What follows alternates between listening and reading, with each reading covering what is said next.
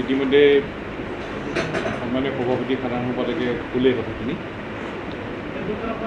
প্ৰথম কথাটো হ'ল এটা হ'ল যে সমষ্টি পুনৰ নিৰ্ধাৰণ আৰু এটা হ'ল যে সমষ্টি পুনৰ নিৰ্ধাৰণ আগুৱাই নিবলৈ খচৰা, বিষয় দুটা। এতিয়া প্ৰথম কথা যদি জানিবলগীয়া হয় যে সমষ্টি পুনৰ নিৰ্ধাৰণ সদৌ অসম ছাত্ৰ সন্থাই কেতিয়াৰ পৰা বিচাৰিছোঁ।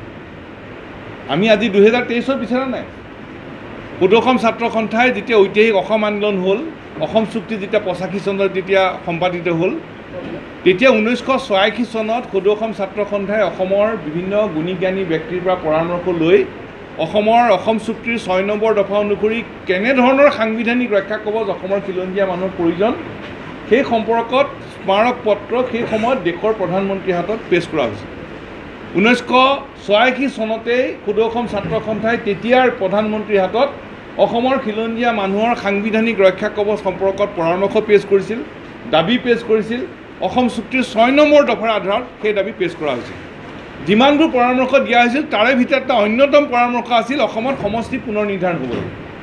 অৰ্থাৎ 1986 চনতেই সদৌ অসম ছাত্ৰ সন্থাই আমি দেখিছিলোঁ যে অসমত সমষ্টি পুনৰ নিৰ্ধাৰণ প্ৰয়োজন। আৰু সেই সময়ত 2000 চনলৈকে সমষ্টি পুনৰ নিৰ্ধাৰণৰ ব্যৱস্থাটো বেন আছিল। 2000 চনলৈকে সমষ্টি পুনৰ নিৰ্ধাৰণ কৰিবলৈ অনুমতি নাছিল।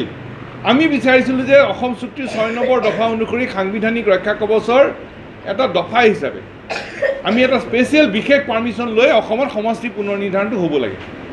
কিন্তু 1986 চনতে ছাত্ৰ সন্থাই সেই দাবী পেছ কৰিছিল। সেইটো খুব দূৰদৰ্শী সিদ্ধান্ত আছিল। সেই সময়ত যদি সমষ্টি পুনৰ নিৰ্ধাৰণৰ প্ৰক্ৰিয়া আৰম্ভ কৰিলেহেঁতেন আজিতকৈ পৰিস্থিতি অসমত ভাল আছিল। কিন্তু সেই সময়ত বিষয়টো আগ নাবাঢ়িল। কিন্তু ছাত্ৰ সন্থাই বিষয়টো এৰি নিদিলে। ছাত্ৰ সন্থাই বিষয়টো কঢ়িয়াই লৈ গৈ থাকিল। আৰু এই গোটেই কথাটো আগুৱাই গৈ থাকোঁতে বিভিন্ন বিষয় আহিছে। তাৰ মাজতে NRC উন্নীতকৰণৰ কথা আহিছে, অসম চুক্তিৰ প্ৰত্যেকটো দফা ৰূপায়ণৰ কথা আহিছে। ছাত্ৰ সন্থাই এৰি দিয়া নাই।